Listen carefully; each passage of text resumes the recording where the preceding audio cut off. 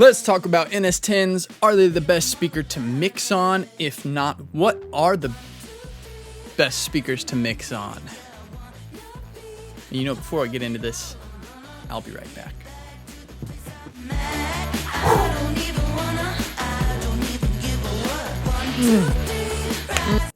Okay, NS10s. In case you guys are not familiar, NS10s are near-field stereo speakers, or just back in the day were just stereo speakers made by Yamaha. They aren't made anymore. They haven't been made in a long time. If you go into any commercial studio, most likely these are the speakers you're gonna see sitting on the meter bridge. They have that classic black speaker box with the white cones. They're recognizable. You've seen them in almost every picture. Here's a cool picture of me working on them. So are they the best speaker to mix on? Many people who are top level mixers are mixing on them 100%. Just off the top of my head, Chris Lord Algae, Spike Stent, those are the only two that I know for sure are using them on all their mixes, but I am certain that they are. I think Main American does use them. Forgive me if I'm saying that wrong. They're just the standard. And you know what? There's sort of an ugly truth about them. They are really bad sounding speakers. And I know if you're not in this world, that's gonna be surprising to hear, but they sound really terrible. And that's kind of the point. So let's talk about, there's ups and downs to using them. The ups, they do not lie to you. These are honest speakers. They are basically giving it to you straight, which is the point. As far as your frequency spectrum, you are just getting the mids. Let's be real, there is no low end and there is very little top end on these speakers. They are not crisp and they are not full. They are mid-range. If you think about your mix, you have things that are in your high frequency register, mid frequency, and low frequency register.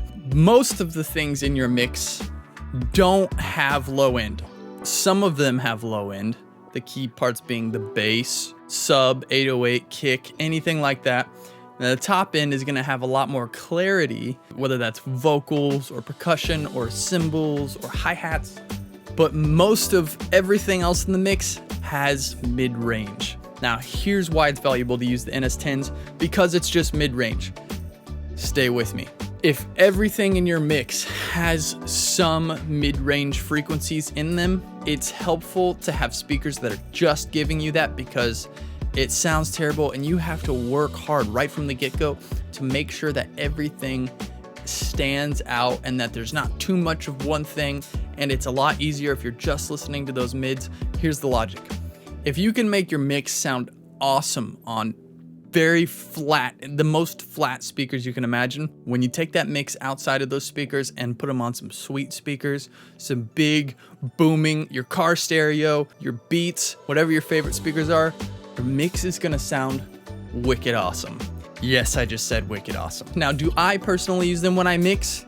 Sometimes. Here's the downside to the NS10s. You can't necessarily listen to them for a long period of time.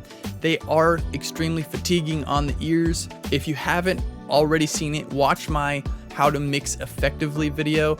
I will put it up here probably. I will talk about how to prevent the fatiguing and how to mix better in that video. But with these speakers, they're pretty harsh and they are rough on the ears for a long period of time. So if you're working on a production or you're tracking all day, it is a bit rough on the ears. What do I use? Well, I recently invested in these speakers. These are Focal Alpha 65s. They are, I believe, 6-inch cones. They have these cool front ports. Now, if any of you guys have ever used Proax, they remind me a lot of a active version of Proax. What does that mean? These are sort of the opposite of NS10s.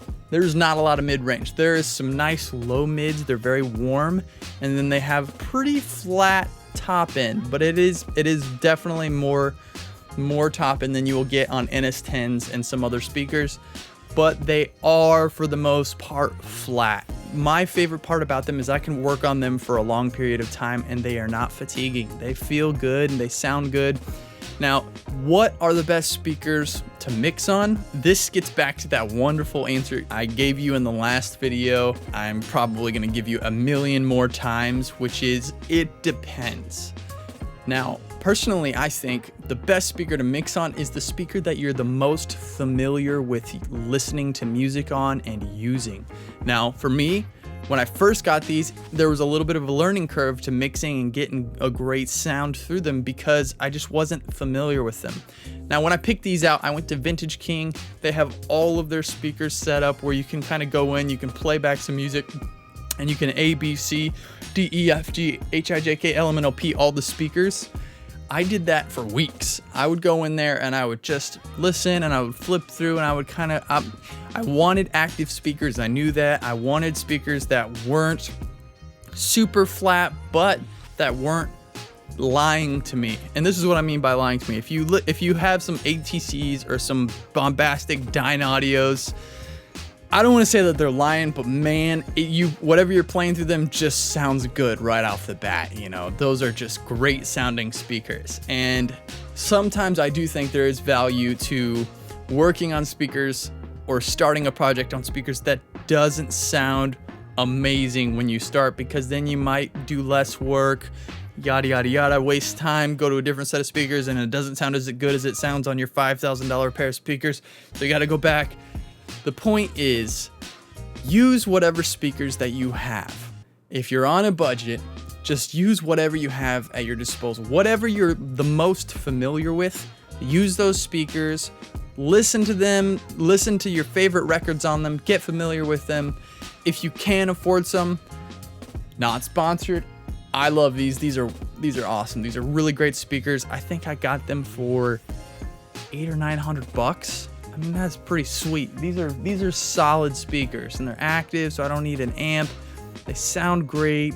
They've got some little things you can tweak on the back. I also use a sub down there. Sometimes it depends. The sub is a little bit different thing. Again, what it comes down to is these are all different tools in your chest, and you need to know what tools you like to use for specific projects and when you like to use them and why. In my opinion, there is no best speaker, at least one brand or one model that you can use that is the best speaker for mixing. I do think there is a lot of value in using the NS10s for mixing and for tracking, simply because they are so ridiculously, absurdly, atrociously, disgustingly flat. However, I don't want to work on NS10s all the time. So I got these. I love these. These are awesome. Whatever you're using, I'm sure you can make it work. At the end of the day, these are all just tools, and what's most important is that you know what you have, when to use it, why to use it, and how to use it. If you like this video, give me a big thumbs up. I really appreciate it. Thank you again for tuning into the channel. There will be more videos coming. I'm about to have my wisdom teeth pulled out soon, so there might be a little bit of a break between videos, but don't worry, there will be plenty more to come. I'm loving doing this. I have a ton of new cool ideas, as well as these videos will also get more interesting as far as like what you're watching instead of me just sitting here at my desk. I'm also thinking about bringing my wife into a couple of these videos. My wife is pretty talented. There's a story behind that. That'll be another video.